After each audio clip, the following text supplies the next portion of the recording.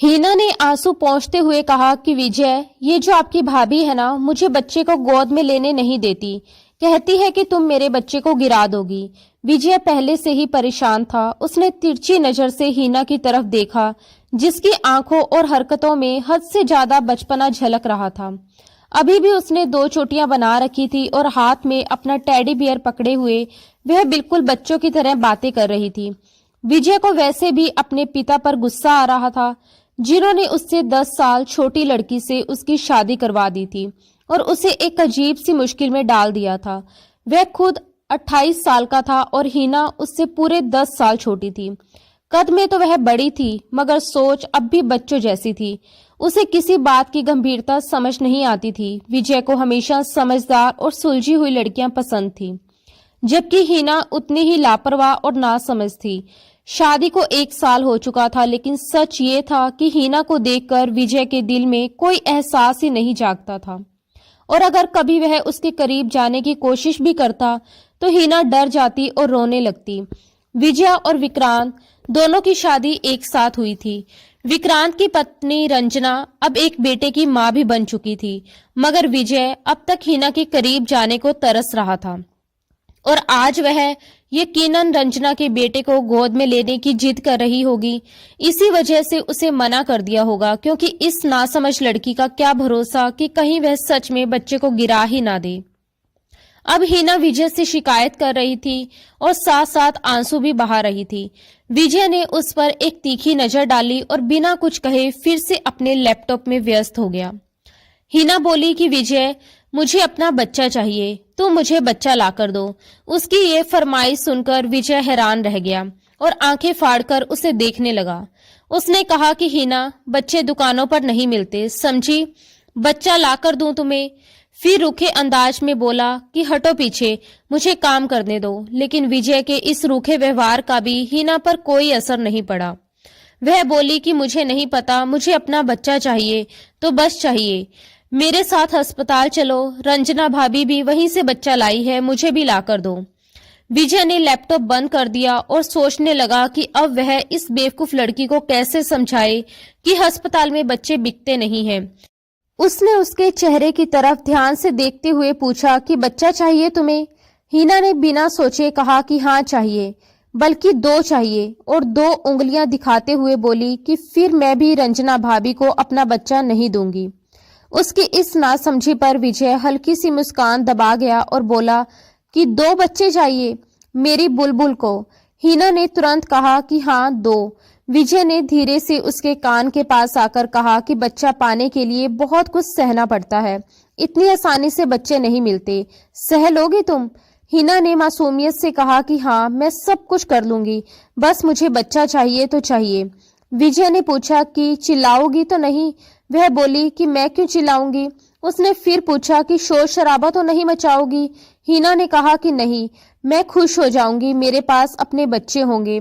उसकी आंखों में एक मासूम सा सपना चमक रहा था।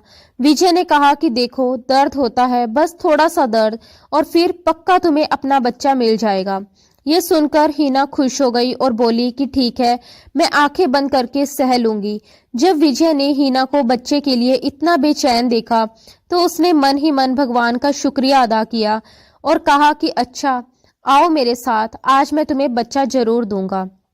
उसने अपना लैपटॉप एक तरफ रख दिया। उस रात का तो उसे कब से इंतजार था। वह हीना को अलमारी के पास ले गया, एक नया नाइट गाउन निकालकर उसके हाथ में दिया और बोला कि जाओ, इसे पहन कर आओ। फिर उसके हाथ से टेडी बियर लेकर एक तरफ रख दिया। हीना ने नाइट गाउन को हाथ में लेकर कुछ पल उसे देखा, जैसे समझने की कोशिश कर रही हो। फिर अपनी वही मासूम सी आंखें उठाकर बोली, क्या इसे पहनने से बच्चा मिल जाता है? उसके इस बेतुके और नासमझ सवाल से विजय पूरी तरह परेशान हो चुका था। 1 साल से वह उसकी इसी मासूमियत और बचपने को झेल रहा था। उसने खुद को संभालते हुए सख्त लहजे में कहा, बच्चा चाहिए हीना? हीना ने बिना किसी झिझक के सिर हिलाया और बोली हाँ। विजय ने आगे कहा, तो फिर वही करो जो मैं कह रहा हूँ। बिना कोई सवाल जवाब किए विजय के बदले हुए स्वर ने हीना को चुप करवा दिया और वह बिना कुछ बोले नाइट गाउन लेकर बाथरूम में चली गई। कुछ देर बाद जब वह कमरे में लौटी तो विजय उसे देखते ही ठहर सा गया। पहली बार उसे ऐसा लगा जैसे उसके सामने कोई और ही खड़ी हो। वह नाइट गाउन में बेहद अलग और खूबसूरत लग रही थी। इतनी कि विजय की दबी हुई भावनाएं अपने आप प्रबल होने लगी। मगर हीना खुद बेहद घबराई हुई थी। उसने अपने दोनों हाथों से नाइट गाउन का गला कसकर पकड़ रखा था, मानो खुद को ढाल दे रही हो।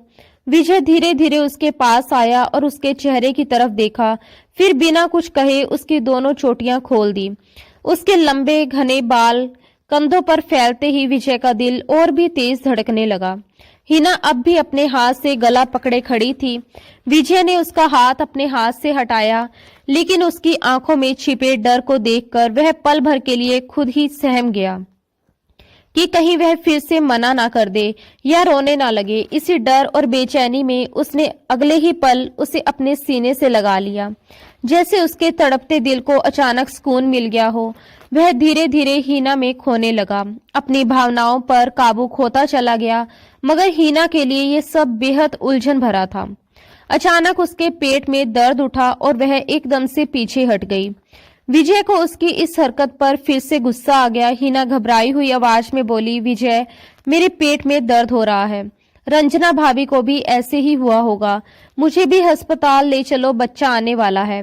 ये सुनते ही विजय का सब्र टूट गया। उसने उसका हाथ पकड़कर उसे बिस्तर पर धकेल दिया और सख्त आवाज में कहा, सिर्फ किस करने से बच्चा नहीं आ जाता, समझी?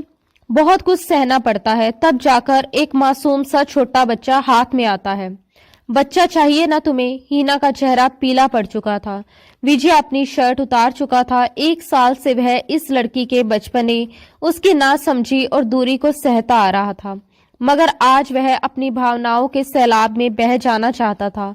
इससे पहले कि हीना उठकर बैठ पाती, विजय उसके ऊपर लेट गया। उसने हीना की उंगलियों में अपनी उंगलियां थाम ली और उस पल हीना की घबराहट चरम पर पहुंच गई।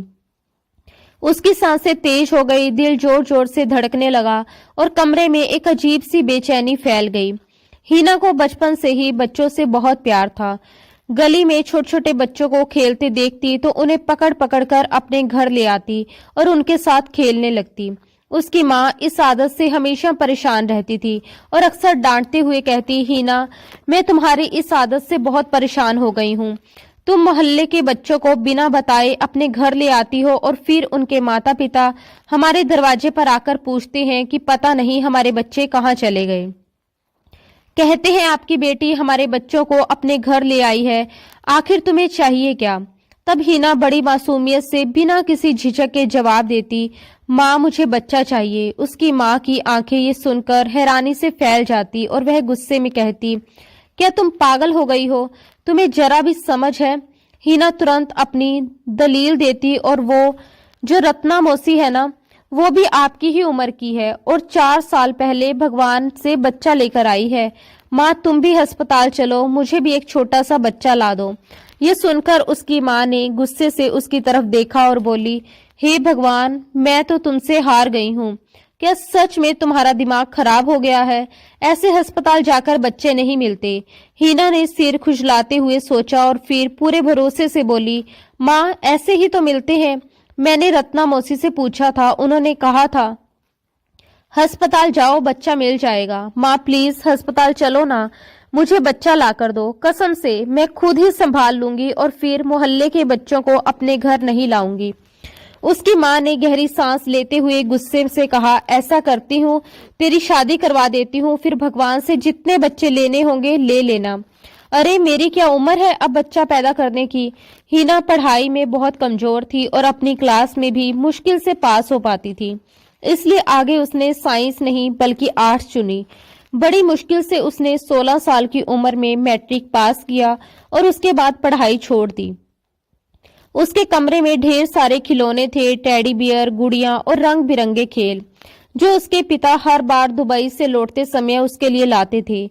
उसके पिता दुबई में काम करते थे और जब भी वहां से वापस आते उसके लिए ढेर सारे खिलौने लाते, मगर हीना को खिलौनों से ज्यादा बच्चे अच्छे लगते थे। वह अपने खिलौने भी मोहल्ले के छोटे छोटे बच्चों को दे देती थी और उनके साथ घंटों खेलती रहती थी। मोहल्ले में कहीं भी किसी के घर बच्चा पैदा होता, वह भागी भागी वहां पहुंच जाती। उस छोटे से मासूम को गोद में लेकर देर तक उसे निहारती रहती। उसके नन्हे नन्हे हाथों और मासूम चेहरे को बहुत गौर से देखती रहती थी। इन्हीं दिनों विक्रांत के ससुराल वालों ने साफ कह दिया था कि वे शादी के लिए और इंतजार नहीं कर सकते। शादी सिर्फ विक्रांत की तय थी, लेकिन जब विजय के पिता को पता चला कि हिना के पिता दुबई से आए हुए हैं, तो वह उनसे मिलने अक्सर उनके घर जाने लगे। हर बार दुबई से लौटने पर उनकी मुलाकात होती थी और बातचीत लंबी होती चली जाती थी। इस बार उन्होंने हिना के पिता को कुछ ज्यादा ही परेशान देखा, तो हाल चाल पूछ लिया। हिना के पिता ने भारी मन से कहा, अब बूढ़ा हो गया हूँ, अकेले सब संभालना मुश्किल हो जाता है। काम से थक कर लौटता हूँ तो खाना भी खुद बनाना पड़ता है। सोचता हूँ पत्नी को साथ ले जाऊं, लेकिन बेटी की समस्या है। जिस कंपनी में मैं काम करता हूँ वहां पत्नी को तो लाने की इजाजत है, लेकिन बच्चों को नहीं।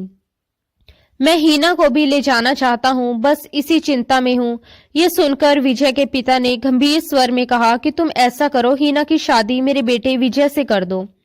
ये बात सुनते ही हिना के पिता कुछ पल के लिए चुप हो गए, फिर भारी मन से बोले कि वह अभी बहुत छोटी है, सिर्फ 17 साल की है। ऊपर से वह हमारी इकलौती बेटी है, उसमें अभी बहुत बचपना है और दुनिया की समझ भी उतनी नहीं है। मुझे नहीं लगता कि वह शादी जैसी बड़ी जिम्मेदारियां निभा पाएगी। विजय के पिता ने उन्हें दिलासा देते हुए कहा कि तुम बिल्कुल चिंता मत करो, मैं तुम्हारी बेटी को अपनी सिर आंखों पर बिठाकर रखूंगा। उसे कभी माँ बाप की कमी महसूस नहीं होने दूंगा। मैं ये रिश्ता इसलिए भी करना चाहता हूँ ताकि समाज के लोग मुंह बंद रखें और कोई भी तुम्हारी बेटी की तरफ उंगली उठाने की हिम्मत तक ना कर सके। रही बात विजय की, तो उसे मैं खुद समझा दूंगा, वह हिना को कभी परेशान नहीं करेगा। उस समय विजय की उम्र 27 साल की थी। उसके मन में भी शादी को लेकर एक खालीपन था और एक साथी की चाह भी। जब उसके पिता ने उसे हिना की तस्वीर दिखाई तो वह एक पल के लिए उसी तस्वीर में खो गया। तस्वीर किसी शादी समारोह की थी जिसमें हिना ने सलीके से एक सुंदर सूट पहना हुआ था। उसके बाल खुले हुए थे, चेहरे पर हल्का सा मेकअप था और आंखों में एक अजीब सी मासूम चमक। वह कहीं से भी 17 साल की नहीं लग रही थी, बल्कि अपनी उम्र से 2-3 साल बड़ी और समझदार दिखाई दे रही थी। वही तस्वीर सीधे विजय के दिल में उतर गई। उसने बिना ज्यादा सोचे कहा कि उसे कोई आपत्ति नहीं है। विजय को यह भी पता था कि हिना के माता पिता जल्द ही दुबई जाने वाले हैं, इसलिए शादी में देर नहीं की जा सकती। उसी दिन विक्रांत के साथ उसकी भी शादी की तारीख तय हो चुकी थी। विजय की मन ही मन ये बड़ी ख्वाहिश थी कि शादी से पहले एक बार हिना से मुलाकात हो जाए, उसे सामने से देख ले और 2-4 बातें कर ले, लेकिन ये मुमकिन नहीं था। उसने एक बार हिम्मत करके अपनी माँ से कहा भी कि वह लड़की से मिलना चाहता है, पर माँ ने साफ मना कर दिया। उन्होंने कहा कि पहली मुलाकात शादी पर ही ठीक रहेगी, बीच में बस 1 महीना तो है। अगर लोग ये सुनेंगे कि हमारे बेटे को चैन नहीं पड़ रहा और वह मंगेतर से मिलने को बेचैन है, तो कितना बुरा लगेगा। माँ की इन बातों ने विजय को भीतर तक शर्मिंदा कर दिया और वह चुप रह गया। उसे जरा सा भी अंदाजा नहीं था कि उसकी होने वाली पत्नी इतनी नासमझ और लापरवाह होगी। शादी के दिन विदाई के समय हिना बहुत रोई, आंसू जैसे थम ही नहीं रहे थे। उसकी आंखों में डर था, अनजान भविष्य का डर। और फिर आई शादी की पहली रात। जब विजय कमरे में दाखिल हुआ, उसके दिल में भावनाओं का सैलाब उमड़ रहा था। उसे उम्मीद थी कि हिना बिस्तर पर बैठी उसका इंतजार कर रही होगी, लेकिन कमरे का नजारा देखकर वह हैरान रह गया। हिना बेचैनी से कमरे में इधर उधर टहल रही थी। कभी वह बिस्तर के नीचे झुककर कुछ ढूंढती, तो कभी अलमारी खोलकर उसे ध्यान से देखने लगती। विजय ने दरवाजा बंद किया और हैरानी के साथ उससे पूछा कि वह क्या ढूंढ रही है। हिना ने मासूमियत भरे स्वर में जवाब दिया कि वह अपना टेडी बियर ढूंढ रही है। माँ ने कहा था कि ससुराल में उसके कमरे में उसका टेडी बियर होगा, लेकिन यहाँ तो कहीं नजर नहीं आ रहा। ये सुनकर विजय उसे बस हैरानी से देखता रह गया। वह लड़की इतनी बेचैन थी कि अगर उसे उसका टेडी बियर नहीं मिला तो पता नहीं क्या हो जाएगा। विजय ने थोड़ा हैरान होकर कहा, आज की रात तुम्हें टेडी का क्या करना है? ये सुनकर वह हल्की सी झुंझलाहट के साथ अपना सिर खुजलाने लगी और बोली, मुझे नींद नहीं आ रही। मैं टैडी के बिना कभी नहीं सोती और ये कपड़े भी मुझे उतारने हैं, ये बहुत चुभ रहे हैं। उसकी बात सुनकर विजय और असमंजस में पड़ गया। उसने धीरे से कहा कि देखो, अभी तो मैंने तुम्हें जी भरकर देखा भी नहीं है, ना ही तुमसे ढंग से बातें की हैं। इस पर वह मासूमियत से बोली, कौन सी बातें करनी है? जब मुझे नींद आती है तो मुझे कुछ भी अच्छा नहीं लगता। अभी मुझे बहुत जोर की नींद आ रही है, मुझे बस सोना है। तुम मेरा टैडी लाकर दे दो ना। उसकी आंखों से साफ झलक रहा था कि वह सच में नींद से बेहाल है। उसकी पलकों में भारीपन था और आवाज में बच्चों जैसी जिद। विजय को उसकी हरकतें बेहद अजीब लगी। शादी के बाद आमतौर पर लड़कियां थोड़ी शर्माती हैं, झिझकती हैं, घबराती हैं, लेकिन उसमें ऐसा कुछ भी नहीं था। ना उसके चेहरे पर शादी की पहली रात वाली झिझक थी, ना ही कोई संकोच या घबराहट। वह जैसे पूरी तरह अपने ही ख्यालों और आदतों में उलझी हुई थी। विजय के मन में अजीब सी बेचैनी भर गई। वह बिना कुछ कहे तुरंत कमरे से बाहर निकला। उसके माता पिता अभी भी हॉल में बैठे बातें कर रहे थे। विजय ने अपनी माँ के पास जाकर थोड़े परेशान स्वर में कहा, माँ, ये कैसी लड़की है? माँ ने चौंक कर पूछा, क्यों, क्या हो गया? विजय ने कहा, अजीब अजीब बातें कर रही है। कहती है मुझे सोना है, टैडी चाहिए, टैडी के बिना नहीं सोऊंगी। मुझे तो ये सब बहुत अजीब लग रहा है। विजय की बात सुनकर उसकी माँ हल्का सा हंस पड़ी और बोली, अरे इसमें अजीब क्या है? वह अपने माँ बाप की बहुत लाडली रही है, ऊपर से इकलौती बेटी है, कोई छोटा भाई बहन भी नहीं है, इसलिए उसे खिलौनों से खेलने की आदत है। धीरे धीरे समय के साथ सब ठीक हो जाएगा। तुम थोड़ा सब्र रखो और उसे समझने की कोशिश करो। आखिर वह उम्र में भी तो बहुत छोटी है, तुमसे पूरे 10 साल छोटी। ये सुनकर विजय के होश उड़ गए। वह घबराकर लगभग चीख ही पड़ा। क्या मतलब? वह बेचारा अनजाने में ही कितनी बड़ी उलझन में फंस गया था, इसका उसे अब एहसास हो रहा था। उसने भारी आवाज में कहा, आपका मतलब है कि वह 16 या 17 साल की लड़की है? उसकी माँ ने सामान्य सा लहजा रखते हुए कहा, हाँ बेटा, बस 6 महीने पहले ही उसने मैट्रिक पास किया है। विजय ने हैरानी से कहा, लेकिन दिखने में तो बिल्कुल ऐसी नहीं लगती। माँ ने गहरी सांस लेकर जवाब दिया, उम्र तो इतनी ही है, बस बचपना बहुत ज्यादा है इसमें। ज्यादातर बच्चों के साथ ही खेलती कूदती रही है, उन्हीं के साथ उठना बैठना रहा है। दुनिया की समझ अभी पूरी तरह आई ही नहीं है, इसलिए इसे थोड़ा समय देना पड़ेगा। ये सुनते ही विजय वही सोफे पर बैठ गया और सिर पकड़ लिया। उसने आज की रात को लेकर ना जाने क्या क्या सपने बुने थे, कैसी उम्मीदें पाल ली थी, लेकिन हकीकत इससे बिल्कुल उलट निकली। उसके सामने जो लड़की थी वह बिल्कुल नासमझ, मासूम और हर बात से बेखबर लग रही थी। विजय की माँ उसके पास आकर बैठ गई और स्नेह से बोली, बेटा इतना परेशान क्यों हो रहे हो? विजय ने भीतर दबा गुस्सा और उलझन निकालते हुए कहा, माँ, आपको मुझे पहले ही बता देना चाहिए था। मैं ऐसी लड़की के साथ जिंदगी कैसे गुजार पाऊंगा? आप जानती हैं कि मुझे समझदार और मैच्योर लड़कियां पसंद है, और ये तो बिल्कुल लापरवाह सी लग रही है। कुछ देर बाद वह भारी कदमों से वापस कमरे में लौटा।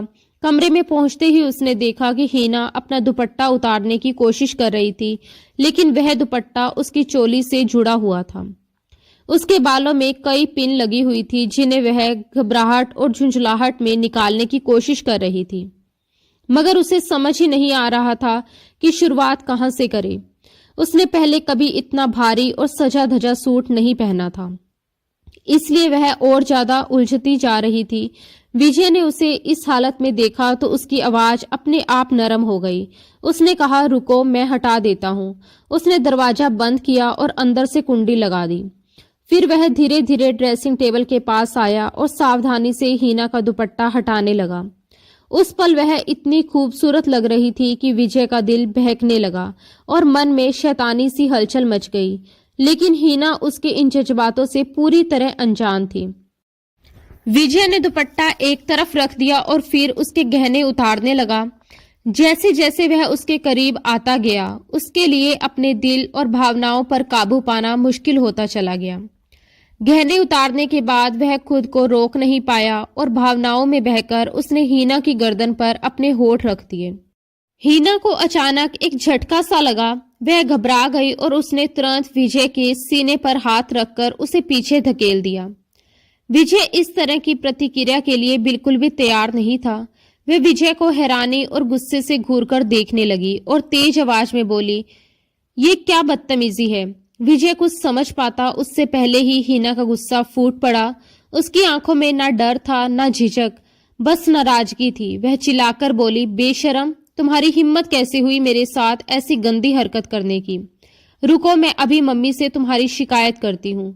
ये कहते हुए वह बिना कुछ सोचे समझे तेजी से दरवाजे की तरफ बढ़ी, जैसे अभी बाहर जाकर सबको बता देगी। इससे पहले कि वह कमरे से बाहर जा पाती, विजय ने आगे बढ़कर उसका हाथ पकड़ लिया और उसे अपने सामने खड़ा कर दिया। उसके चेहरे पर गुस्सा, हैरानी और मजबूरी, तीनों भाव एक साथ थे। उसने सख्त लेकिन दबे हुए स्वर में कहा, ये बातें मम्मी को नहीं बताते, यहाँ बैठो, मैं तुम्हें कुछ समझाता हूँ। विजय को लगा कि शायद हिना पति पत्नी के रिश्ते की नाजुकता, उसके मायने और जिम्मेदारियों को बिल्कुल नहीं समझती। उसके मन में ये ख्याल आया कि अगर वह उसे शांति से समझा देगा, धीरे धीरे बात करेगा, तो शायद वह सब समझ जाएगी। लेकिन हिना ने उसकी बात सुनने की जगह झटके से अपना हाथ उसके हाथ से छुड़ा लिया और चिढ़ते हुए बोली, मुझे नींद आ रही है, मुझे किसी की कोई बात नहीं सुननी। मुझे अभी और इसी वक्त मेरा टैडी ला कर दो। उसकी आवाज में बच्चों जैसी जिद थी और आंखों में नींद की थकान। उस पल विजय को लगा जैसे उसकी सारी उम्मीदें एक एक करके टूट रही हों। उसका मन किया कि वह उस लड़की का सर पकड़कर अपने ही सर में दे मारे। हिना की मासूम लेकिन बचकानी हरकतों ने उसकी पूरी रात बर्बाद कर दी थी। वह थका हुआ, उलझा हुआ और भीतर ही भीतर गुस्से से भरा हुआ था। आखिरकार रात के लगभग 1 बजे वह चुपचाप घर से बाहर निकला, गाड़ी स्टार्ट की और सड़कों पर एक ऐसी गिफ्ट की दुकान ढूंढने लगा जो खुली हो। शहर लगभग सो चुका था, सड़कें सुनसान थी और उसका मन और भी भारी होता जा रहा था। 1-2 दुकानें जो बंद होने ही वाली थी, उनमें से एक पर उसने जल्दी जल्दी जाकर एक बड़ा सा टेडी बियर खरीदा और बिना कुछ सोचे वापस घर लौट आया। टेडी देखते ही हिना के चेहरे पर खुशी फैल गई। उसने उसे झट से अपने सीने से लगा लिया और कुछ ही पलों में बच्चों की तरह उससे लिपट कर सो गई। विजय उसे देर तक यूं ही देखता रह गया। उसके चेहरे पर थकान, आंखों में खालीपन और दिल में अजीब सी कसक थी। अगले दिन रिसेप्शन का दिन था, लेकिन हालात जरा भी बेहतर नहीं थे। हिना उस भारी ड्रेस में बेहद अनकंफर्टेबल महसूस कर रही थी और विजय का मूड पहले से ही खराब था। एक तो उसकी बीवी बेहद खूबसूरत थी, लोग उसकी तारीफें कर रहे थे, लेकिन उसे विजय के जज्बातों, उसकी उम्मीदों और मन की हालत का जरा सा भी एहसास नहीं था।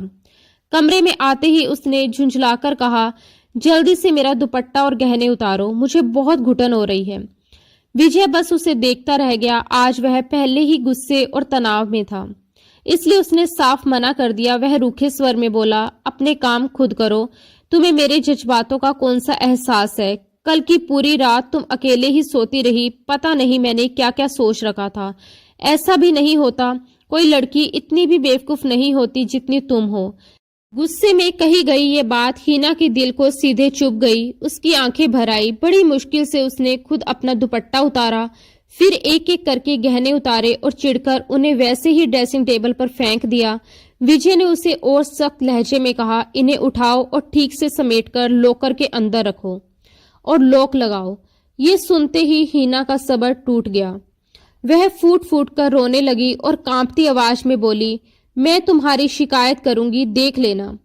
फिर रोते हुए उसने कहा, मम्मी ने कहा था कि तुम्हारा दूल्हा बहुत अच्छा होगा, तुम्हें डांटेगा नहीं, तुम वहां बहुत खुश रहोगी। तुमने तो मुझे दूसरे ही दिन डांटना शुरू कर दिया। विजय को अपनी गलती का एहसास हुआ। उसने गहरी सांस ली और हिना के पास चला गया। वह भी क्या करता, अपने जज्बातों के हाथों मजबूर था। उसने उसके आंसू पोंछे और नरमी से कहा, अच्छा नहीं डांटता। इसके बाद विजय ने खुद ही उसके गहने समेटे, उन्हें बॉक्स में रखा और लॉकर में बंद कर दिया। तब तक हिना अलमारी से आरामदायक कपड़े निकाल चुकी थी और वॉशरूम चली गई। ढीली ढाली शर्ट और ढीले ट्राउजर पहनकर उसे कुछ सुकून मिला। हाथ मुंह धोने के बाद वह वॉशरूम से बाहर आई 2 चोटियां बनाई, अपना टैडी पकड़ा और बिस्तर पर लेट गई। विजय उसे देखकर बस देखता ही रह गया।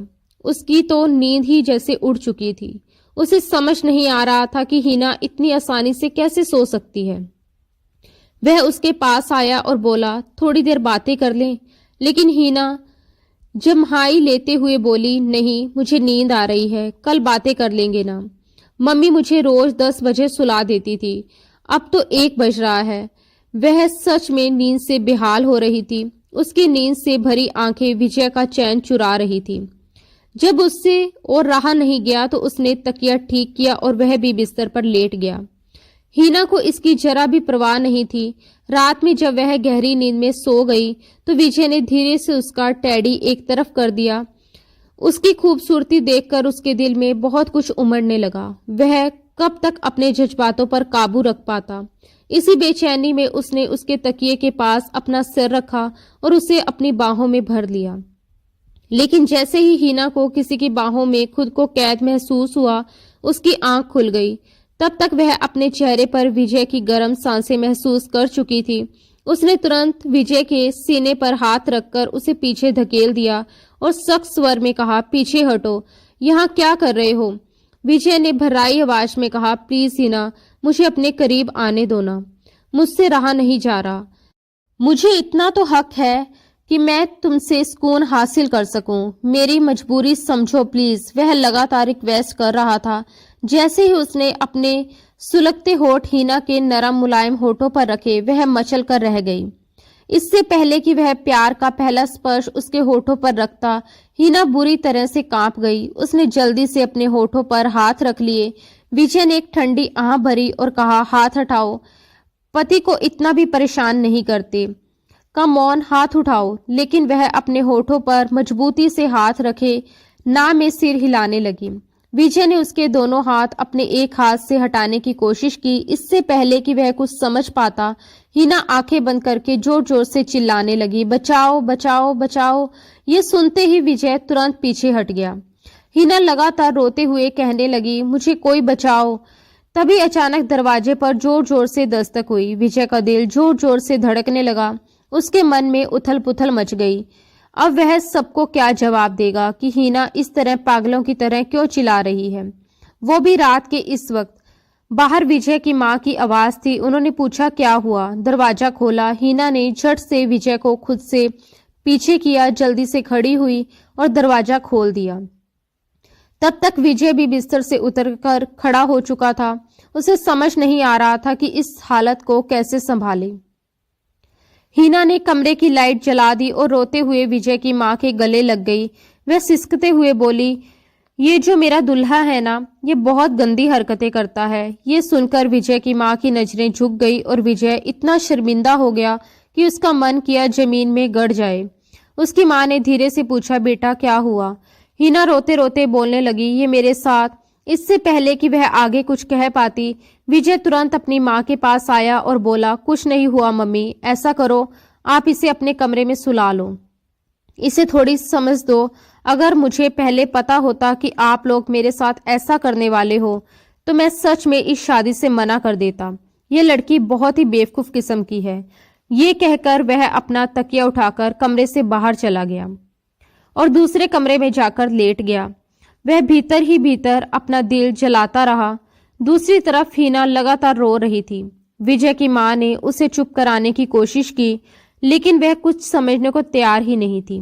उन्होंने समझाते हुए कहा कि वह तुम्हारा पति है, अगर वह तुम्हारे पास आता है तो इसमें कोई बुरी बात नहीं है। लेकिन हिना रोते हुए बोली, नहीं, वह बहुत गंदा है, आपको नहीं पता उसने मेरे साथ क्या किया। अपने बेटे के बारे में इस तरह की बातें सुनने के मूड में वह बिल्कुल भी नहीं थी। उन्होंने बस इतना कहा, हर रिश्ते का एक लिहाज होता है। अच्छा, अब चुप हो जाओ, रो क्यों रही हो? हिना सिसकते हुए बोली, उसने मेरा टैडी भी पीछे फेंक दिया। ये कहते हुए उसने अपना टैडी उठाया और कसकर गले से लगा लिया। फिर उसने डरी डरी आवाज में पूछा, मैं सो जाऊं? उसकी सास ने कहा, हाँ लेट जाओ। हिना ने फिर पूछा, आपका बेटा तो कमरे में नहीं आएगा ना? मुझे उससे डर लगता है। उन्होंने उसे भरोसा दिलाया, नहीं आएगा, मैं उसे मना कर दूंगी, तुम सो जाओ। ये सुनकर हीना को थोड़ी राहत मिली और वह दोबारा बिस्तर पर जाकर सो गई। विजय की माँ भी अपने कमरे में चली गई। सुबह नाश्ते के समय जब विजय दूसरे कमरे से बाहर आया तो रंजना और विक्रांत दोनों उसे देख रहे थे। विक्रांत ने मुस्कुराकर उसे छेड़ा, क्या बात है दूल्हे राजा, ये अलग कमरे वाला सीन क्या है? विजय पहले से ही गुस्से में था। उसने रूखे स्वर में कहा, जब किस्मत खराब होती है ना तो आदमी को दूसरे कमरों में ही सोना पड़ता है। ये कहते हुए वह टेबल पर बैठ गया। विजय की माँ ने नाश्ता परोस दिया और बोली, विजय चुपचाप नाश्ता करो। वह चुपचाप बैठ गया लेकिन अपनी माँ को शिकायत भरी नजरों से देखता रहा। कुछ देर बाद सलवार सूट पहने हीना भी कमरे से बाहर आ गई। वह जाकर विजय की माँ के पास बैठ गई। ये देखकर रंजना बोली, अरे यहाँ क्यों बैठी हो? अपने पति के पास बैठो और उन्हें नाश्ता दो। बेचारे अकेले ही नाश्ता कर रहे हैं। रंजना खुद भी नाश्ता कर रही थी और विक्रांत को भी खिला रही थी। ये सुनकर हीना तुरंत बोली, मुझे इसके पास नहीं बैठना, ये बहुत गंदा है। विजय की तो ब्रेड गले में ही अटक गई। उसके दिल में डर बैठ गया कि कहीं ये रात वाली बात सबके सामने ना कह दे। तभी विजय के पिता भी आकर नाश्ते की टेबल पर बैठ गए। विजय की माँ ने हीना के कान में धीरे से कहा, बेटा चुपचाप नाश्ता करो, ऐसी बातें किसी से नहीं कहते और सबके सामने तो बिल्कुल नहीं। खबरदार जो तुमने किसी से कुछ भी कहा। हीना के माथे पर बल पड़ गए। उसने बिना कुछ बोले अपनी प्लेट में आमलेट लिया और ब्रेड के साथ चुपचाप खाने लगी। नाश्ता करने के बाद हीना घर के लॉन में आ गई। रंग बिरंगे फूल देखकर उसके चेहरे पर अपने आप मुस्कान आ गई। वह जल्दी जल्दी गुलाब, चमेली और गेंदे के फूल तोड़कर अपने दुपट्टे में भरने लगी। तभी विजय बाहर आया और पूछा, ये क्या कर रही हो? हीना ने जवाब दिया, इसका गुलदस्ता बनाऊंगी, मुझे बहुत अच्छा लगता है। उसके साफ सुथरे चेहरे पर झलकती मासूमियत देखकर विजय का गुस्सा फिर से कुछ कम हो गया। उसने कहा कि लाओ एक गुलाब तुम्हारे बालों में लगा दूं। लेकिन हीना तुरंत पीछे हट गई और बोली, जी नहीं, तुम बहुत गंदे हो, मैं तुम्हें अपने पास भी नहीं आने दूंगी। विजय का चेहरा सख्त हो गया। वह बोला, अच्छा कब तक मुझे अपने पास नहीं आने दोगी? एक ना एक दिन तो मैं तुम्हारे पास जरूर आऊंगा और जिस दिन आऊंगा ना उस दिन तुम्हारी जान निकाल दूंगा। मेरे सब्र को मत आजमाओ। ये कहकर वह गुस्से में अपने दोस्तों के पास चला गया। हीना ने सारे फूल इकट्ठे किए और अपने कमरे में रखे गुलदान में सजा दिए। शाम को जब विजय दोस्तों से मिलकर वापस आया तो उसने देखा कि हीना कमर पर दुपट्टा बांधे मोहल्ले के बच्चों के साथ क्रिकेट खेल रही थी। आसपास बड़े बड़े बंगले थे लेकिन अक्सर शाम के वक्त लड़के लड़कियां बाहर निकल आते थे। कोई बैडमिंटन खेलता, कोई क्रिकेट। हीना भी बच्चों के साथ बिल्कुल बच्ची बनकर खेल रही थी।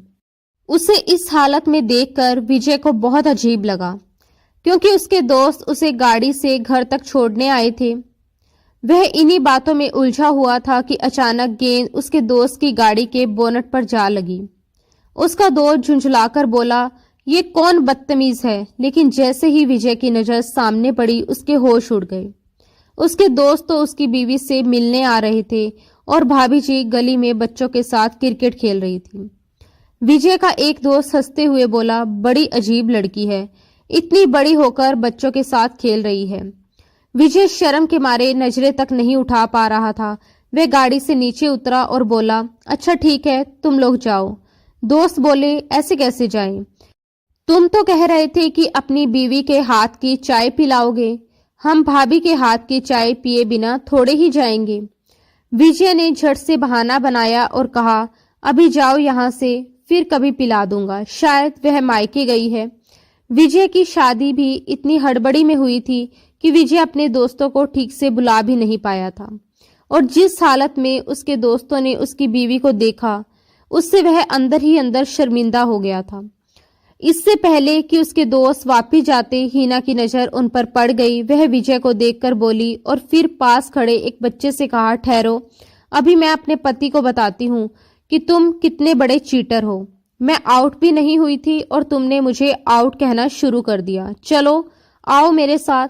ये कहते हुए वह एक करीब 10 साल के बच्चे का हाथ पकड़कर विजय के पास ले आई और बोली, देखो विजय, ये कितना चीटर है। मैं आउट नहीं हुई थी फिर भी कह रहा था कि मैं आउट हो गई हूँ।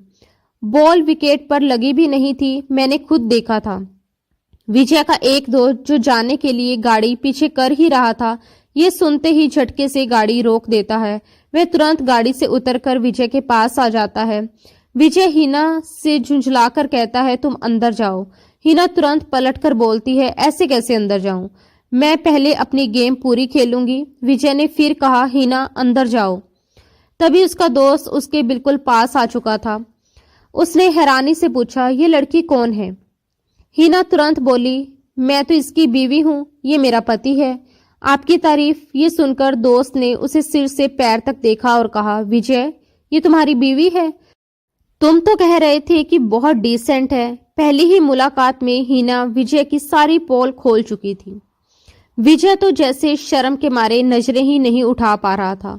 उसने दोस्तों के सामने हिना की इतनी तारीफें की थी सिर्फ इसीलिए कि उसकी थोड़ी बहुत इज्जत बची रहे, क्योंकि दोस्तों में वही सबसे ज्यादा नखरे दिखाता था। कहता था कि उसे कोई भी आम लड़की पसंद नहीं आती, वह तो सिर्फ एक समझदार और सुलझी हुई लड़की से ही शादी करेगा। लेकिन हिना तो बिल्कुल उसकी सोच के उलट निकली। दोस्त ने कंधे उचकाए और बिना कुछ कहे वापिस चला गया। गुस्से में विजय ने हिना का हाथ पकड़ा, उसके हाथ में बैट छीनकर जमीन पर फेंक दिया और उसे घसीटते हुए अपने बंगले के अंदर ले आया। घर वाले बिल्कुल बेखबर थे कि वह बाहर बच्चों के साथ क्रिकेट खेल रही थी। जैसे ही वे अंदर आए, लाउंज में रंजना सलीके से साफ सुथरे कपड़े पहने, मेकअप किए, अपनी सास के साथ बैठकर चाय पी रही थी। विक्रांत शायद किसी से मिलने गया हुआ था। रंजना को इस तरह सलीके से बैठा देख विजय और भी ज्यादा झुंझला गया। उसने अपनी माँ के पास जाकर हिना का हाथ छोड़ा और गुस्से में पूछा, ये बाहर क्या कर रही थी? किससे पूछकर गई थी मम्मी? क्या आपने इसे बाहर जाने की इजाजत दी थी? वह गुस्से में सवाल कर रहा था। विजय की माँ उसका हुलिया देखकर हैरान रह गई। उसके कपड़ों पर जगह जगह मिट्टी लगी हुई थी, चेहरा पसीने से भीगा हुआ था और हाथों पर भी मिट्टी लगी थी। उन्होंने हैरानी से पूछा, बेटा कहाँ से आ रही हो? जवाब में विजय ने कहा, मोहल्ले के बच्चों के साथ क्रिकेट खेल रही थी। फिर वह गुस्से में आगे बोला, आपको पता है मैं अपने दोस्तों के साथ आया था, मुझे कितनी शर्मिंदगी उठानी पड़ी है। मम्मी आप सोच भी नहीं सकती, अगर इसकी यही हरकतें रही तो मैं इसके साथ जिंदगी नहीं गुजार पाऊंगा। इतना कहकर वह कमरे में चला गया। हिना तुरंत बोली, मुझे भी इसके साथ नहीं रहना। आप मुझे मेरे मम्मी पापा के घर छोड़ दो। जब देखो डांटते ही रहते हैं, ये मत करो, वो मत करो, यहाँ मत बैठो, वहां मत बैठो। मुझे इसके साथ नहीं रहना। विजय की माँ ने उसे अपने पास बुलाया और कहा, इधर आओ, मेरे पास बैठो। फिर समझाते हुए बोली, देखो बेटा तुम्हारी शादी हो चुकी है। हिना ने मासूमियत से कहा, तो क्या हो गया, शादी ही तो हुई है। सास ने कहा, शादी के बाद लड़कियां ऐसे मोहल्ले के बच्चों के साथ क्रिकेट नहीं खेलती। तुम अब बड़ी हो गई हो। हिना बोली, हाँ लेकिन मैं तो अपने घर में भी बच्चों के साथ क्रिकेट खेलती थी। क्रिकेट खेलना कोई गुनाह थोड़ी है। विजय की माँ के समझाने के बाद भी हिना पर कोई खास असर नहीं हुआ। एक दिन वह बाहर गली में खड़ी थी, तभी सामने वाले बंगले से कुछ बच्चे बाहर आए। एक बच्चे ने एक छोटे से लगभग 8 या 9 महीने के बच्चे को गोद में उठा रखा था। उस बच्चे को देखते ही हिना तुरंत उनके पास चली गई और बोली, लाओ इसे मुझे दे दो। बच्चे ने उसे गोद में थमा दिया। ये वही लड़का था जिसके साथ हिना क्रिकेट खेलती थी। वह बोला, दीदी आप इसे पकड़ कर रखना, मैं 2 मिनट में आता हूँ। ये कहकर वह अंदर चला गया। हिना काफी देर तक उसका इंतजार करती रही, लेकिन वह बाहर नहीं आया। तब वह उस छोटे बच्चे को अपने घर ले आई और लॉन में बैठकर उसके साथ खेलने लगी। देखते देखते 2 घंटे बीत गए। हिना उस बच्चे में इतनी खो गई कि उसे एहसास ही नहीं हुआ कि बच्चे की माँ उसे ढूंढ ढूंढ कर परेशान हो रही है। उसके बड़े भाई को भी ये नहीं पता था कि हिना का घर कौन सा है। वह बस यही कह रहा था कि यहाँ एक दीदी खड़ी थी, मैंने उन्हीं को बच्चा पकड़ा दिया था। आखिरकार चौकीदार ने पहचान लिया और कहा, आपका बच्चा तो हमारे घर पर है। तभी विजय की माँ भी लॉन में आ चुकी थी और नौकरानी से वही चाय लाने को कह रही थी। हिना की गोद में उस छोटे से बच्चे को देखकर उन्होंने हैरानी से पूछा, बेटा ये कौन है? उसी समय उस बच्चे की माँ वहां पहुंच गई। घबराई हुई आवाज में वह कहने लगी, तुमने मेरा बच्चा पकड़ रखा है और मैं पागलों की तरह उसे ढूंढ रही हूँ। तुम्हें जरा भी एहसास है एक माँ पर क्या बीतती है जब उसका छोटा सा बच्चा उसकी नजरों से ओझल हो जाता है। उसकी आंखों में डर और बेचैनी साफ झलक रही थी।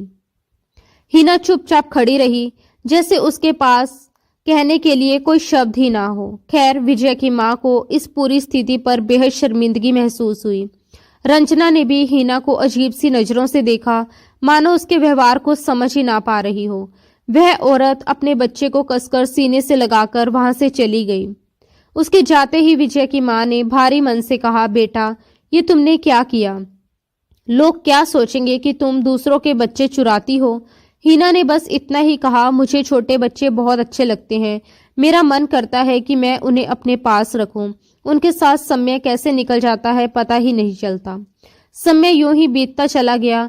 विजय ने हिना के साथ अपनी दूरियां खत्म करने की बहुत कोशिश की, लेकिन जब भी वह उसके करीब जाने की कोशिश करता, हिना या तो रोने लगती या जोर जोर से चीखने लगती। परेशान होकर विजय को पीछे हटना पड़ता।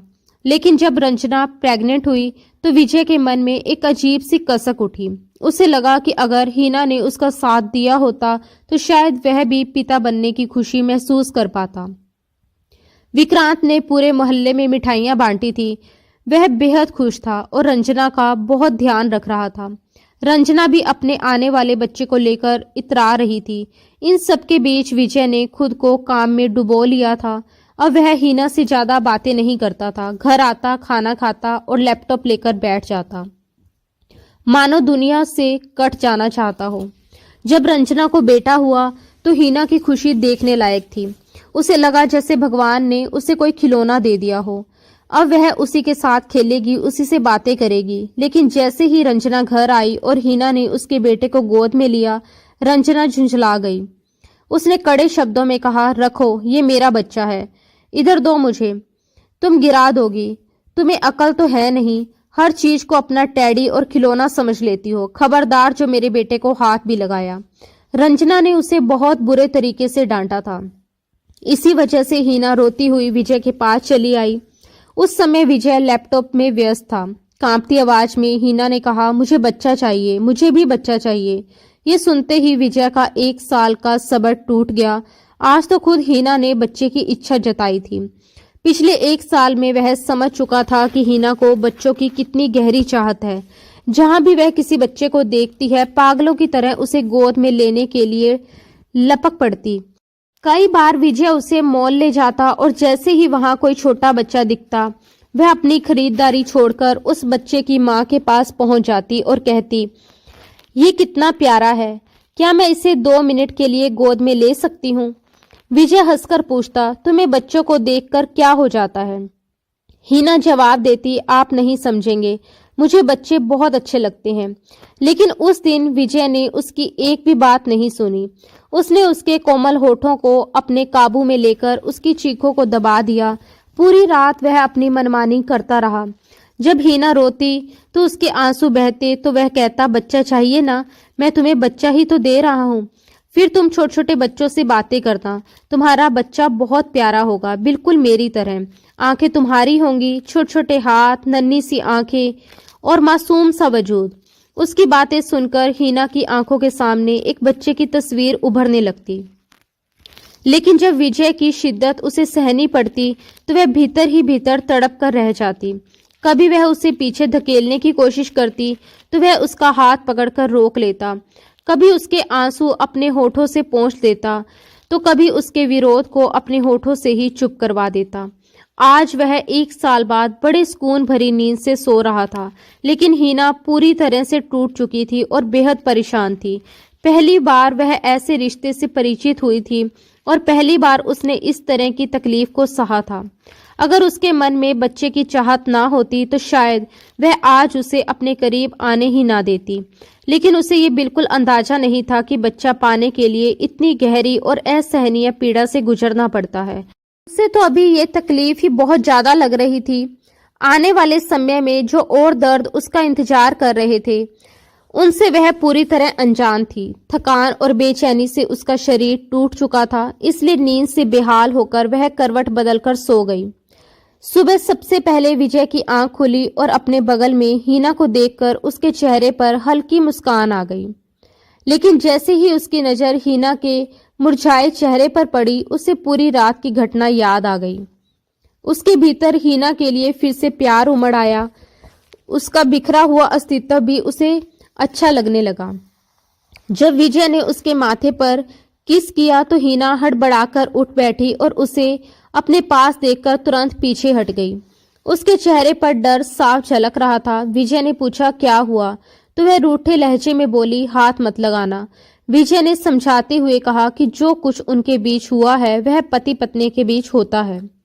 उसने उसके साथ कुछ अलग नहीं किया और उसे सख्त हिदायत दी कि मम्मी, रंजना भाभी या किसी और से इस बारे में कुछ ना कहना, क्योंकि ऐसी बातें किसी से नहीं की जाती।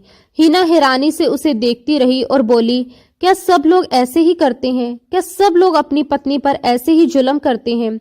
क्या विक्रांत भैया ने भी रंजना भाभी के साथ ऐसा ही किया था? उन्हें भी इतना ही दर्द हुआ होगा। आप भी और आपके भाई भी कितने बुरे हैं। उसकी बचकानी बातों पर विजय बस मुस्कुरा सका और बोला, सब ऐसे ही करते हैं और इसके बाद ही बच्चा आता है। ये सुनकर हीना के दिल में डर बैठ गया। विजय उठकर बैठ गया और अपने ऑफिस के कपड़े खुद निकालने लगा, जबकि हीना की कमर में सचमुच बहुत दर्द था। नहाकर तैयार होने के बाद विजय कमरे से बाहर चला गया। हीना के लिए सब कुछ बिल्कुल नया और अलग था। फिर भी वह उठी, नहाई और कपड़े बदले कमरे से बाहर आई और उसकी सास नौकरानी से नाश्ते की बात कर रही थी और उन्होंने हीना से कहा कि बेटा नाश्ता कर लो। हीना ने चुपचाप नाश्ता किया। सामने रंजना अपने बेटे को गोद में लिए उससे बातें कर रही थी। हीना धीरे धीरे उसके पास जाकर बैठ गई, जिससे रंजना के माथे पर हल्की शिकन पड़ गई। हीना ने कहा कि वह बच्चे को नहीं गिराएगी और बस बैठे बैठे 2 मिनट के लिए उसे पकड़ना चाहती है। उसे पता है कि रंजना ने बहुत तकलीफें सहकर बच्चे को पाया है और इसीलिए वह डरती है कि कहीं बच्चा गिर न जाए। रंजना बोली कि हीना लापरवाह है और उसे नहीं पता कि औलाद कितनी कीमती होती है और औरत कितनी तकलीफें झेलकर इसे पाती है। हीना ने कहा कि वह ये सब जान गई है और बहुत आराम से बच्चे को पकड़ेगी, सोफे से उठेगी भी नहीं। तब रंजना ने बहुत सावधानी से अपना बेटा उसकी गोद में दिया। बच्चे के छोटे छोटे हाथ, उसकी आंखें और उसकी मासूम हरकतें देखकर हीना अपनी सारी तकलीफें जैसे भूल ही गई। वह उसका हाथ चूमने लगी और बोली कि वह कितना नरम है, बिल्कुल टिश्यू पेपर की तरह। रंजना ने कहा कि बच्चे ऐसे ही नाजुक होते हैं। हीना ने कहा कि रात को बच्चे के रोने की आवाज आ रही थी तो रंजना बोली कि वह पूरी रात सोने नहीं देता और जागता रहता है। हीना ने मासूमियत से कहा कि फिर तो आपको बहुत अच्छा लगता होगा, आप पूरी रात इसे लेकर बैठी रहती होंगी। तो रंजना बोली कि उसकी आंखें नींद से बंद हो जाती हैं और वह रात को विक्रांत को बच्चा पकड़ा देती है कि अपना बच्चा संभालो, मुझे सोने दो। अब रंजना का लहजा काफी हद तक नरम हो चुका था और कुछ देर बाद ही हीना ने बच्चे को बहुत संभल कर वापस उसकी गोद में दे दिया। रात को जब विजय घर आया तो उसने देखते ही कहा, तुम इस सादे से हुलिये में क्या कर रही हो? जाओ तैयार होकर आओ। ये सुनते ही हीना का दिल ऐसे बैठ गया जैसे किसी ने उसे मुट्ठी में मसल दिया हो। डरती हुई आवाज में वह बोली, नहीं प्लीज, आज नहीं। उसे इतना घबराया हुआ देखकर विजय ने तुरंत लहजा बदला और कहा, अरे मैं आज तुम्हें बाहर लेकर जाना चाहता हूँ, होटल में खाना खाएंगे, चलो तैयार हो जाओ। वह असल में हीना का डर दूर करना चाहता था। हीना धीरे धीरे तैयार हो गई। विजय उसे एक अच्छे और महंगे रेस्टोरेंट में ले गया। मेन्यू कार्ड भी उसी के हाथ में थमाया और बोला, तुम ऑर्डर करो। उसने सारा खाना हीना की पसंद का ही मंगवाया। उसके बाद वह उसे एक सुनार की दुकान पर ले गया। प्यार भरे लहजे में बोला, जो पसंद आए ले लो, मैं तुम्हें दिला दूंगा। हीना ने बस इतना कहा, मुझे तो बस बच्चा चाहिए। विजय ने अपनी पसंद से एक ब्रेसलेट खरीदा, उसे हीना की कलाई में पहनाया और बोला, वह भी बहुत जल्द आ जाएगा। उस रात विजय ने हीना से कुछ नहीं कहा और ना ही उसके करीब गया, मगर अब वह धीरे धीरे उसे अपने पास रखने लगा था। जब भी कमरे में आता उसे अपने साथ सुला लेता। अगर लैपटॉप पर काम करता तो उसे सोफे पर अपने पास बिठा लेता, हाथ फैलाकर उसे अपने करीब कर लेता और उसका सर अपने कंधे पर टिका लेता। हिना धीरे धीरे उसके स्पर्श में परिचित हो रही थी, लेकिन फिर भी जब वह बहुत पास आता तो वह घबरा जाती। 1 महीने बाद हिना की तबीयत बिगड़ने लगी। उसे लगातार उल्टियां हो रही थी। विजय की माँ उसे अस्पताल लेकर गई। जब डॉक्टर ने बताया कि वह प्रेग्नेंट है तो हिना खुशी से भर उठी। विजय की माँ ने उसका भी वैसा ही ख्याल रखा जैसा उन्होंने रंजना का रखा था, मगर हिना इन बातों से अनजान थी। कुछ दिन बाद वह विजय से पूछती, हमारा बच्चा दुनिया में कब आएगा? विजय हंसकर कहता, बेबी इतनी जल्दी नहीं आता, इसमें समय लगता है। वह मासूमियत से कहती, मुझसे अब और इंतजार नहीं हो रहा, बताओ वह मेरे जैसा होगा या आपके जैसा? विजय कहता, तुम्हारे जैसा होगा, बहुत मासूम और थोड़ा सा बेवकूफ। वह झट से कहती, मैं बेवकूफ नहीं हूं, और विजय हंसने लगता। लेकिन जैसे जैसे समय बीतता गया उसका पेट निकलने लगा। उसे अपना शरीर अजीब लगने लगा, पैरों में सूजन आने लगी, रात को टांगों में बहुत दर्द होता। वह रोने लगती। विजय उठकर बैठ जाता और पूछता, क्या हुआ तुम्हें? वो कहती, पैरों में बहुत दर्द है, बर्दाश्त नहीं हो रहा। तब विजय उसकी टांगे दबाने लगता। उसकी खुद की आंखें नींद से भरी होती, फिर भी वह उसके पैर दबाता रहता और कहता, तुम सो जाओ। धीरे धीरे हिना के दिल में भी विजय के लिए प्यार जागने लगा था। वह उसका बहुत ख्याल रखता था और अपनी नींद की भी परवाह नहीं करता था। सिर्फ हिना ही नहीं, विजय की जिंदगी भी बदल गई थी। अब उनके कमरे में छोटे छोटे बच्चों की तस्वीरें लगने लगी थी।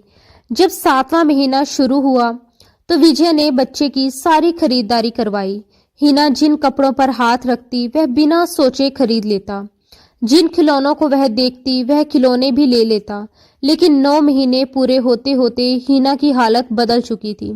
उसे अपना आप बहुत अजीब लगने लगा था। करवट लेना तक मुश्किल हो गया था। अब उसे समझ आने लगा था कि बच्चा क्या होता है। बच्चा सिर्फ अस्पताल जाकर नहीं मिल जाया करता। औलाद की नियामत क्या होती है शायद औरत को तभी पता चलता है जब वह इन सब पड़ावों से गुजरती है। बच्चा पैदा होने से पहले ही माँ को अपने बच्चे से प्यार हो जाता है, क्योंकि वह उसकी हर हरकत को अपने शरीर में महसूस करती है। और इन्हीं सभी पड़ावों से हिना गुजर रही थी। औलाद पैदा होने से पहले ही औरत की कुर्बानियां शुरू हो जाती हैं। उसे वही खाना पड़ता है जिसकी बच्चे को इच्छा होती है, चाहे वह कितनी ही थकी हुई क्यों ना हो। नींद से भरी आंखों के बावजूद बच्चे की हर हरकत पर उसे उठना पड़ता है। 9 महीने पूरे होने के बाद जब प्रसव का दर्द उठा तो हिना को लगा जैसे अब वह मर ही जाएगी। दर्द की तीव्रता इतनी ज्यादा थी कि उसे अपनी सांसें तक थमती हुई महसूस होने लगी। उधर विजय की भी हालत खराब हो चुकी थी। हिना की दर्द भरी चीखें सुनकर वह पूरी तरह घबरा गया था। वह जल्दी से अपनी माँ को कमरे में लेकर आया। विजय की माँ और रंजना दोनों ने हिना को सहारा दिया। किसी तरह उसे गाड़ी तक लेकर गए। विजय की माँ पिछली सीट पर हिना के पास बैठ गई। गाड़ी चलाते समय विजय बार बार उसका हाथ थाम लेता और कहता, कुछ नहीं होगा, सब ठीक हो जाएगा। लेकिन हिना दर्द से कराहते हुए बार बार यही कह रही थी कि नहीं, मैं मर जाऊंगी। आपको नहीं पता मुझे कितना दर्द हो रहा है, मुझे लग रहा है कि आज मैं मर जाऊंगी। विजय की माँ उसे ढांढस बंधाते हुए कहती, बेटा तुम्हें कुछ नहीं होगा। दर्द के हर झटके के साथ हिना विजय का हाथ और जोर से पकड़ लेती थी। अपने असहनीय दर्द को सहने के लिए उसने विजय के हाथ का सहारा बना लिया था।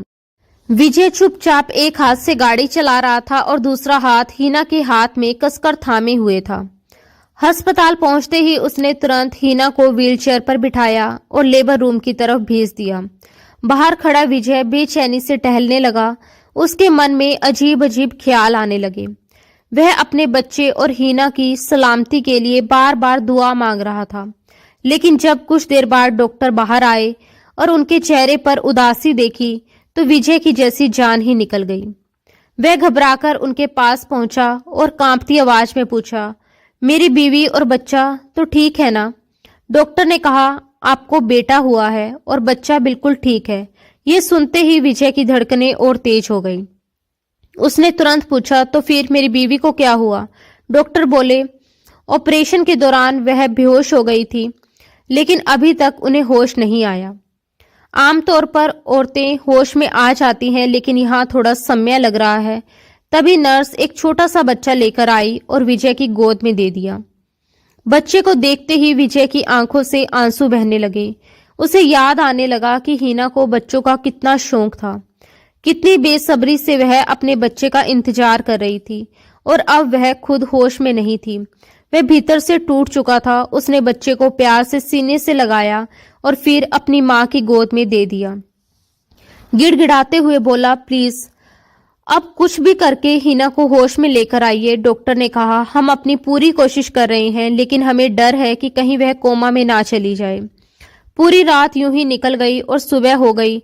बच्चे को विजय की माँ ने ही दूध पिलाया। विक्रांत भी अस्पताल आ चुका था। विजय के पिताजी भी पहुंच गए थे। सबकी निगाहें एक ही तरफ थी, सबकी चिंता एक ही थी, क्योंकि हीना को अब तक होश नहीं आया था। उसे एक अलग कमरे में शिफ्ट कर दिया गया। डॉक्टरों ने साफ शब्दों में कहा, हमें लगता है कि ये कोमा में जा चुकी है। हमें नहीं पता कि इसे होश कब आएगा। ये सुनते ही जैसे विजय का हौसला पूरी तरह से टूट गया। वह वहीं फूट फूट कर रोने लगा। उसने हीना का हाथ अपने दोनों हाथों में थाम लिया और कांपती आवाज में बोला, हीना प्लीज आंखें खोलो। देखो भगवान ने तुम्हें कितना प्यारा सा बच्चा दिया है, बिल्कुल तुम्हारे जैसा। उठो ना यार, ऐसा नहीं करते, प्लीज हीना आंखें खोलो। देखो तुम्हारा बेटा तुम्हें देखने के लिए कितना बेचैन हो रहा है। विजय की आंखों से आंसू थमने का नाम नहीं ले रहे थे। वहां मौजूद हर इंसान की आंखें नम थी। बच्चा सच में जोर जोर से रो रहा था।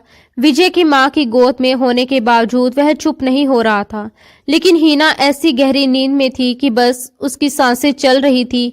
आंखें खुलने का कोई नामो निशान नहीं था। धीरे धीरे समय बीतने लगा। विजय के माता पिता विक्रांत और रंजना सब घर लौट गए। बच्चे को भी उसकी दादी अपने साथ ले गई, लेकिन विजय वहीं अस्पताल में बैठा रहा। एक हफ्ते के भीतर ही विजय की भी हालत बहुत खराब हो गई। दाढ़ी बढ़ गई थी, आंखें रो रो कर सूज चुकी थी। वह बार बार उसके पास बैठता, उसका हाथ पकड़ता और उसे जगाने की कोशिश करता। उसे खुद भी समझ नहीं आ रहा था कि जो लड़की कल तक उसे अजीब और बोझ लगती थी, आज वही उसकी जिंदगी की सबसे कीमती चीज बन चुकी थी। उसके बिना एक पल भी अच्छा नहीं लग रहा था। कुछ भी अच्छा नहीं लग रहा था। यहाँ तक कि उसका अपना बच्चा भी अब उसे खुश नहीं कर पा रहा था। जब एक महीना इसी तरह बीत गया तो डॉक्टर भी निराश हो चुके थे। उन्होंने कहा, हमें नहीं लगता कि इसे अब होश आएगा। अगर आप इजाजत दें तो हम इसे जहर का इंजेक्शन दे सकते हैं। आप अपनी बीवी को इस हालत में क्यों तकलीफ में रखना चाहते हैं? ये सुनते ही विजय भड़क उठा। उसने कहा कि नहीं, ये खुद से सांस ले रही है, इसका मतलब ये जिंदा है। मैं अपनी बीवी के लिए इतना बड़ा फैसला नहीं ले सकता। मैं आपका बिल भर रहा हूँ, अपना सब कुछ उस पर लगा दूंगा। मुझे यकीन है इसे होश आएगा। उधर बच्चा अपनी दादी का आदी हो चुका था।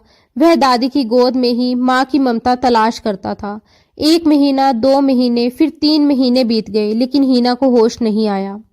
कभी कभी विजय अपने बेटे वीर को अपने साथ ले आता। वह बच्चे को हीना की तरफ इशारा करके कहता, ये तुम्हारी मम्मा है। उसके दिल में बस एक ही उम्मीद थी कि जिस दिन बच्चा हीना को मम्मा कहेगा, उस दिन वह जरूर जाग जाएगी। हीना को भले ही विजय से प्यार हो या ना हो, लेकिन बच्चे से उसका लगाव बहुत गहरा था। प्रेगनेंसी के दौरान भी वह विजय से बार बार कहती रहती, विजय मेरा बच्चा मुझे मम्मा तो कहेगा ना। जब वह दुनिया में आएगा तो सबसे पहले मेरा नाम लेगा ना। पता नहीं वह दिखने में कैसा होगा, उसकी आंखें कैसी होंगी, उसकी नाक कैसी होगी। और आज 4 महीने बीत जाने के बाद भी उसकी आंखों को अपने बच्चे को देखने की इजाजत नहीं मिली थी। विजय बच्चे को हीना के पास लिटा देता। बच्चा अपनी माँ की कमीज खींचता और फिर जोर से रोने लगता। पहली बार ऐसा हुआ कि बच्चे के रोने की आवाज सुनकर हीना के दिल की धड़कन तेज हो गई। मशीन पर उसकी हार्ट बीट अचानक तेज चलने लगी और ये देखकर विजय के भीतर एक नई उम्मीद जाग उठी। उसने बच्चे को और रुलाया। बच्चा बार बार हीना की कमीज खींच रहा था, रो रहा था। ऐसा लग रहा था जैसे हीना की आंखों की पुतलियां हल्की सी हिली हों। ये देखकर विजय घबरा गया और तुरंत नर्स व डॉक्टर को बुला लिया। हीना के शरीर में आई उस मामूली सी हलचल को देखकर डॉक्टरों के चेहरे पर भी उम्मीद की किरण दिखी। उन्होंने कहा कि संभव है बच्चा ही अपनी मां को होश में ले आए, इसलिए रोज बच्चे को लेकर आइए, उसे मां के पास लिटाइए। जब वह अपने बच्चे के स्पर्श को महसूस करेगी तो उसके रोने की आवाज सुनेगी तो यकीनन जाग जाएगी। और फिर सचमुच ऐसा ही हुआ। विजय रोज वीर को लेकर आता, कई बार जानबूझकर उसे भूखा लेकर आता। भूख के मारे जब वह रोने लगता तो विजय उसे हीना के पास लिटा देता। जब बच्चा रोता तो हीना के बेजान शरीर में जैसे जान लौटने लगती। एक दिन तो वह इतना जोर जोर से रोया कि हीना अचानक उठकर बैठ गई। ये देखकर विजय जैसे सन्न रह गया और डॉक्टर भी हैरान रह गए। उसने तुरंत अपने रोते बच्चे को गोद में लेकर सीने से लगा लिया। डॉक्टरों का कहना था कि ये ऊपर वाले की कृपा है, क्योंकि कोमा के मरीज कई सालों तक वैसे ही पड़े रहते हैं और लोग उम्मीद छोड़ देते हैं। लेकिन शायद ये हीना का अपने बच्चे के लिए गहरा प्यार था जिसने उसे होश में ला दिया। वह बच्चे को सीने से लगाए रो रही थी। उसे लग रहा था जैसे अभी अभी ऑपरेशन हुआ हो और कुछ घंटों में ही उसे होश आ गया हो। मगर जब उसे बताया गया कि वह पिछले 4 महीनों से बेहोश थी तो उसे यकीन ही नहीं हुआ। वह अपने बच्चे को बार बार चूमती रही और विजय उसे बस देखता रहा।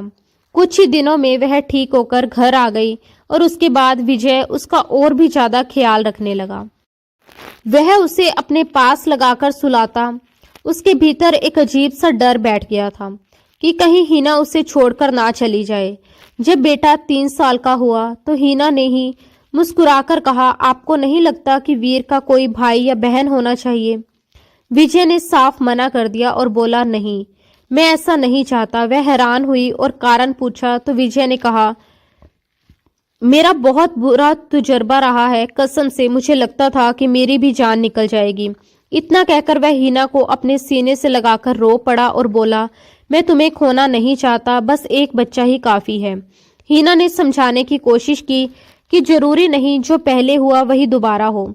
और समय के साथ जिंदगी आगे बढ़ती गई। शादी के 7 साल पूरे हुए और उनके 2 बच्चे हो गए। लेकिन आज भी जब जब विजय को वह समय याद आता है, वह हीना को अपनी बाहों में भर लेता है। वह हंसकर कहती, मुझे सोने दो, क्यों परेशान कर रहे हो? वह जवाब देता, सो जाओ, बस मेरे करीब रहा करो। जब तुम दूर होती हो तो मेरी जान निकलने लगती है। हीना उसे चिढ़ाते हुए कहती, आप कभी कभी बिल्कुल बच्चों जैसी हरकतें करते हैं। हटिए पीछे। अगर वीर की आंख खुल गई तो क्या सोचेगा? वीर जो अब 5 साल का हो चुका था, जब भी अपने पिता के हाथ में अपनी मां का हाथ देखता तो झट से मां का हाथ विजय से छुड़ाकर अपने हाथ में पकड़ लेता और गुस्से से कहता, ये मेरी मम्मा है, पापा आप इन्हें हाथ मत लगाइए। मगर जब से अंश पैदा हुआ था, वीर की जगह बदल गई थी। अब वीर विजय के साथ सोता था, लेकिन जब दोनों बच्चे सो जाते तो विजय बच्चों को एक तरफ सुलाकर हीना को अपने सीने से लगाकर आंखें बंद कर लेता। कभी कभी हीना परेशान हो जाती, मगर विजय की मनमानी के आगे वह खुद को बेबस पाती और उसके प्यार के आगे हार जाती थी। शायद हर औरत अपने पति के प्यार के सामने कहीं ना कहीं बेबस हो ही जाती है और अपना आराम तक भूल जाती है। दोस्तों, उम्मीद है कि आपको हमारी ये कहानी पसंद आई होगी। अगर कहानी पसंद आई हो तो वीडियो को लाइक जरूर करें और अगर आप हमारे चैनल पर नए हैं तो सब्सक्राइब करना ना भूलें। हाँ, और अगली अपडेट सबसे पहले पाने के लिए नोटिफिकेशन बेल को भी दबा दें। धन्यवाद दोस्तों, राधे राधे।